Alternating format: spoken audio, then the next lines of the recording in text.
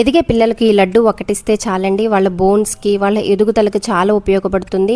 అలాగే పెద్దవాళ్ళకి నడుము నొప్పి కాళ్ళు నొప్పులు వస్తూ ఉంటాయి, అవి తగ్గించడానికి కూడా ఈ లడ్డు బాగా ఉపయోగపడుతుంది. 1 మంత్ కనుక ఈ లడ్డు వాడితే నొప్పులన్నీ మటుమాయం అయిపోతాయండి. ఇది చేయడం కూడా చాలా ఈజీ. ఇప్పుడు ఇది ఎలా చేయాలో చూద్దాము. 1 కప్పు పల్లీలు తీసుకొని లో ఫ్లేమ్లో వేయించుకోవాలండి. ఇలా మంచిగా వేగినాక పక్కన పెట్టి అదే కప్పుతో నువ్వులు కూడా తీసుకొని దానిలోకి ఒక 4-5 యాలకులు తీసుకొని మంచిగా లో ఫ్లేమ్లో వేయించుకోవాలి. ఒక 1/2 కప్పు ఎండు కొబ్బరి తురిమింది కూడా వేసి లో ఫ్లేమ్లో వేయించుకోండి. ఆ తర్వాత పల్లీలు పొట్టు తీసి రెడీగా ఉంచుకొని మనం తీసుకున్న కప్పుతోనే 1 కప్పు బెల్లం కూడా రెడీగా ఉంచుకోవాలి. ఇప్పుడు నువ్వులు అలాగే వేరుశనగ పప్పు ఎండు కొబ్బరి కూడా తీసుకొని మిక్సీ పట్టి రెడీగా ఉంచండి. దానిలోకి బెల్లాన్ని మెత్తగా దంచుకొని ఒక దాంట్లో 3-4 టేబుల్ స్పూన్స్ వేడి నెయ్యి వేసి మొత్తం మిక్స్ చేసుకోవాలి.